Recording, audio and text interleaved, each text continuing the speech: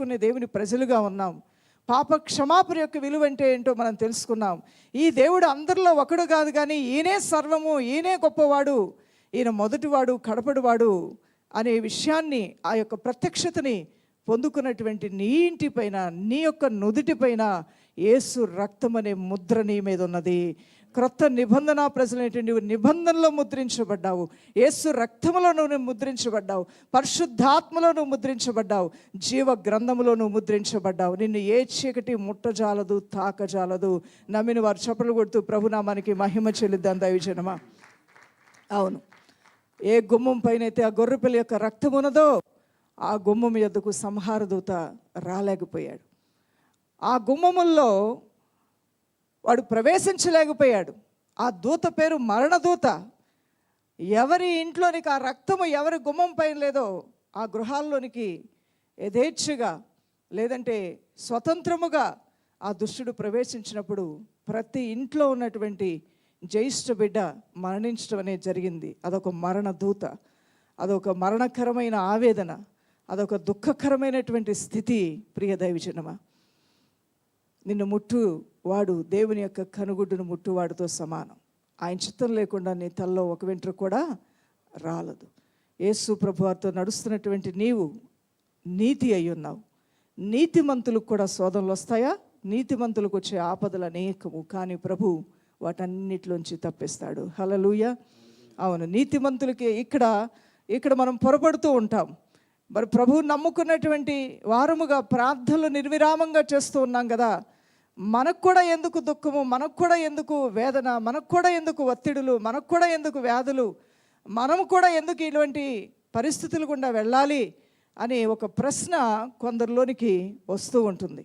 ఆ ప్రశ్నకు వారి జవాబు త్వరగా తీసుకోకపోతే వారికి అది కొరుకుడు పుండ్లాగా తయారై వారి యొక్క దేహమంతా అదొక గజ్జిలాగా వ్యాపించి వారు దేవుని యొక్క స్వరాన్ని వినలేనటువంటి ఆత్మీయ అంధత్వంలోనికి మొత్తివేయబడతారు.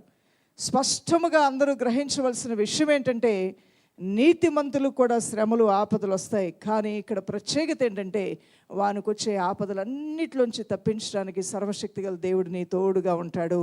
నువ్వు పడిన గోతులోంచి నిన్ను వెంటనే పైకి లేవనెత్తడానికి నీ ప్రభువైన దేవుడు తోడుగా ఉంటాడు. కన్నబిడ్డలు నువ్వు ఎంతో ప్రేమగా పెంచి పెద్ద చేసావు. వారికి జ్వరం రాకుండా ఉంటుందా, తలనొప్పి రాకుండా ఉంటుందా, కొన్ని ఇబ్బందికరమైన పరిస్థితులు ఎదురవకుండా ఉంటాయా? వస్తుంటాయి.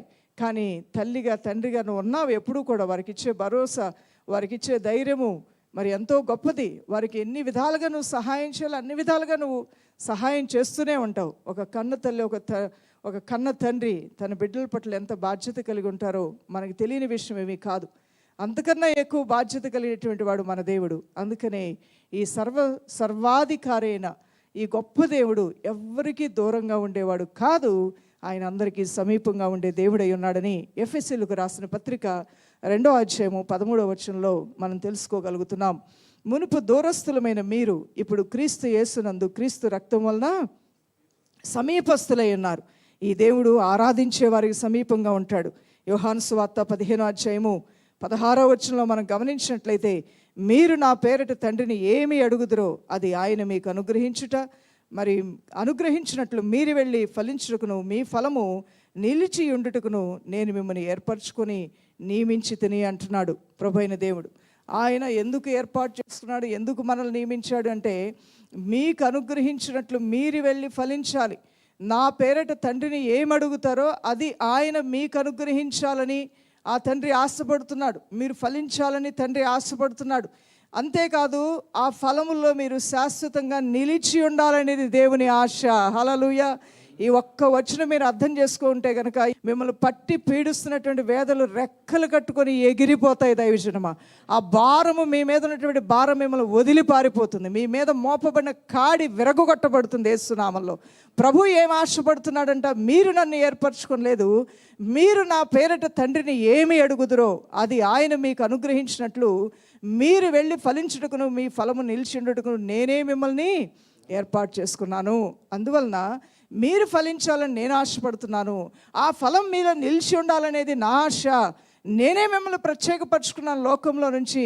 అలాంటప్పుడు మీరెందుకు చింతపడతారు, దిగులు పడతారు అని ప్రభువైన దేవుడు స్పష్టంగా మాట్లాడుతూ ఉన్నాడు. అందువల్లనే ఆయన ఆరాధించి అనగా ఆయన సన్నిధిలో గడిపేటువంటి వారికి హక్కు అధికారం ఉంది.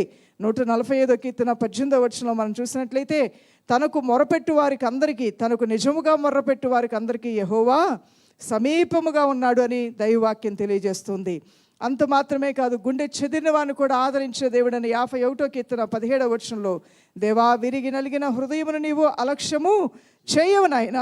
విరిగి నలిగినటువంటి హృదయాలతో ప్రార్థన చేస్తున్నప్పుడు వారి ప్రార్థనను నిర్లక్ష్యపరచవు, కానీ నిశ్చయముగా వారి ప్రార్థనలకు చెవియొగ్గి ఆలకించి వారిని ధైర్యపరిచి వారికి విడుదలిచ్చి వారికి సమాధానం ఇచ్చి వారిని స్వస్థపరిచి మేలుతో శుభము వారికి పలికే దేవుడు కదా అని ఇక్కడ భక్తుడు పలుకుతూ ఉన్నాడు. దైవజనమా, హెబ్రీలు రాసిన పత్రిక 7వ అధ్యాయము 25వ వచనం ఇవన్నీ మనం చూసినప్పుడు మరి ప్రభువైన దేవుడు మన పక్షంగా విజ్ఞాపనకర్తగా ఉన్నాడంట. ఈయన తన ద్వారా దేవుని యొద్దకు వచ్చిన వారి పక్షమున విజ్ఞాపనము చేయుటకు నిరంతరము జీవించుచున్నాడు గనుక వారిని సంపూర్ణముగా రక్షించుటకు శక్తివంతుడై ఉన్నాడు.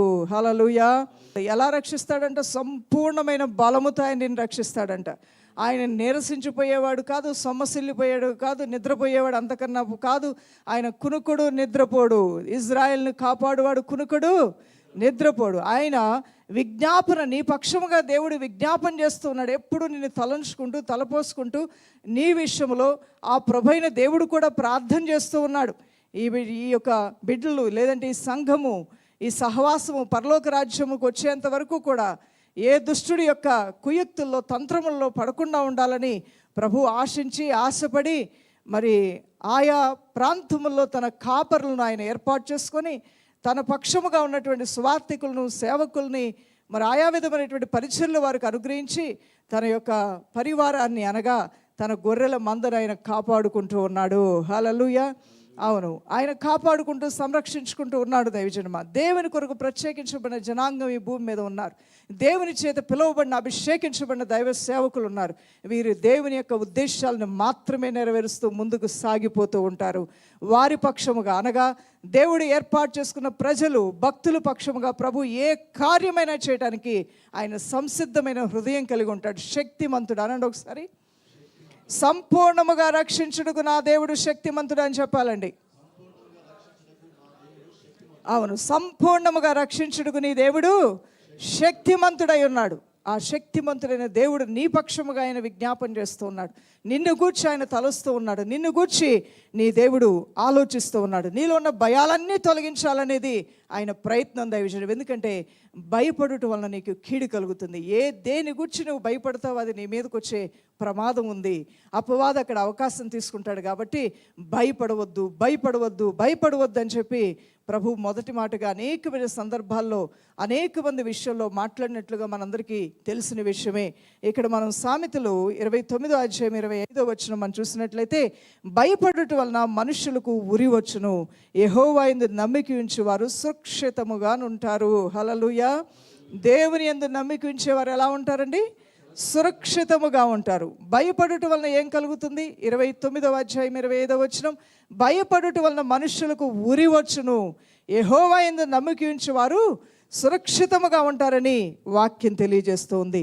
అందువలన 23వ కీర్తన 4వ వచనంలో దావీదు భక్తుడు అంటాడు, గాఢాంధకారపు లోయల్లో నేను సంచరించును, నేను మరి భయపడను, ఏ అపాయము నా ఎద్దుకు రాదు. ఆయన దుడ్డు కర్రతో ఆయన దండముతో నన్ను ఆదరిస్తాడు, బలపరుస్తాడని మన ప్రభువైన దేవుడు పరిపూర్ణమైన శక్తిని, పరిపూర్ణమైన ఆరోగ్యమును, పరిపూర్ణమైనటువంటి మంచి భవిష్యత్తును మరి నీకు కలిగిన వాటన్నిటినీ కూడా కాచి కాపాడుతూ ఆయన నువ్వు చేయలేని కార్యాలు కూడా, నా వల్ల కాదు ప్రభు అన్నటువంటి కార్యాలు కూడా ఎన్నో బాధ్యతలు నా మీద ఉన్నాయి ప్రభు, ఈ బాధ్యతలన్నీ నేను చేస్తూ ముందుకు సాగగలనా అనుకున్న సమయాల్లో కూడా నీ ప్రభువైన దేవుడు నిన్ను విడవకుండా ఎడబాయకుండా వెన్ను తట్టి బలపరిచి నేను ఈ యొక్క ఆత్మీయ యాత్రలో జయోత్సాహంతో సాగిపోవటానికి తన అరచేతుల్లో చెక్కుకున్న దేవుని సన్నిధిలో మనం ఉన్నాం. దైవజనమా, ఆ అరచేతుల్లో, ఆ దేవుని యొక్క అరచేతుల్లో మనం చెక్కబడి ఉన్నాం. అంత ప్రేమామయుడైనటువంటి దయగల దేవుడు మనకు తోడై ఉండగా దేని గురించి మనం భయపడాలి? ఇప్పుడు నేను అనుకుంటున్నాను మీ అందరి హృదయాల్లో కూడా ఆత్మ బలము దేవుడు ఇస్తున్నాడని. హల్లెలూయా. అవును, మాట్లాడుతున్నప్పుడు కేవలం మేము మాట్లాడటమే కాదండి సేవకులు, మేము మాట్లాడే మాటల వలన దేవుడు మమ్మల్ని కూడా బలపరుస్తూనే ఉంటాడు.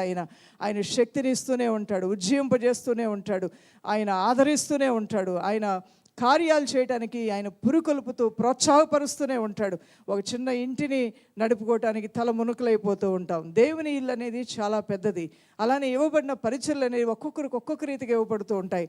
ఆ యొక్క బాధ్యతలు నిర్వర్తించే క్రమంలో కొన్ని ఒత్తిడులు, కొన్ని విధాలైనటువంటి ఇబ్బందులు, కొన్ని విధాలైనటువంటి కొదువులు, కొన్ని విధాలైనటువంటి సంఘర్షణలు గుండా మరి ప్రతి దైవ సేవకుడు కూడా వాటిని ఎదుర్కోవలసిన పరిస్థితులు ఉంటాయి. అలాంటి ఎదుర్కొనే పరిస్థితులు ఉంటాయని ఎరిగే దేవుని దాసుడు సిద్ధ హృదయంతో దేవుని సేవ చేయడానికి, సిలువను మోయటానికి సిద్ధపడతాడు. హల్లెలూయా. అందువలన ఆ సిలువను మోసే క్రమంలో ఆ మార్గ మధ్యలో ఎన్నొచ్చినప్పటికీ కూడా యెహోవా ఈరే, ప్రభు అయిన దేవుడే చూసుకుంటాడని చెప్పి మరి నిబ్బరమైన హృదయంతో ముందుకు సాగిపోతూ ఉంటారు అనేక మంది సేవకులు, అనేక మంది విశ్వాసులు, ఈవెన్ ఇక్కడ కూర్చున్నవారు, వింటున్నవారు. మీలో ప్రతి ఒక్కరూ కూడా ఆ ప్రభువునే ఆధారం చేసుకొని ముందుకు సాగిపోతూ ఉండగా ఆ సర్వశక్తి గల దేవుడే మిమ్మల్ని మరెక్కువగా బలపరుస్తూ రెట్టింపు ఘనతకు మిమ్మల్ని పాత్రులను చేసి దీవించునుగాక. ఆమేన్. ప్రార్థన చేద్దాం. మహాపరిశుద్ధుడైన ప్రీతండ్రి, సర్వోన్నతుడా, సర్వశక్తిమంతుడా, అద్వితీయుడా, మహోన్నతుడా, నీ ఉన్నతమైన నామమునికే ఘనత ప్రభావములు ఆరోపిస్తున్నామయ్యా. తండ్రి, నీ నామంలో మేము ప్రార్థన చేసిన, నీ నామంలో మేము స్తుతి చెల్లించిన, నీ నామమును గూర్చి ఘనకీర్తనలతో అయా ఉత్సాహ సంతోషములతో నీ గుమ్మములు గుండా మేము ప్రవేశించిన ఆ జిహ్వ ఫలాన్ని మేము తిరిగి మేమే పొందుకుంటున్నాము నాయన. ఎంతగా నిన్ను ఆరాధిస్తే, ఎంతగా నిన్ను సేవిస్తే, ఎంతగా నీ ఉపదేశమును వింటే అంత ఉత్తమమైన దాన్ని ఎన్నుకున్నామనే కృపను, సాక్ష్యమును ఎద్దు నుంచే మేము పొందుకుంటున్నాము నాయన. అది అందరి జీవితాలకి మేలే ప్రభు. ఇదిగో నాతో నీ ప్రత్యక్ష ప్రసారం ద్వారా నీ ప్రజలు, నీ భక్తులు, నిన్ను ప్రేమించేవారు నీ సముఖానికి వచ్చి ఉండగా, కుటుంబాలుగా వచ్చి ఉండగా, కుటుంబ సమేతంగా వారిని ఆస్వాదించి దీవించమని మహిమ నీకు ఆరోపిస్తూ యేసు నామములో అడుగుచున్నాం మా ప్రియ తండ్రి. ఆమేన్. ఆమేన్. God bless you.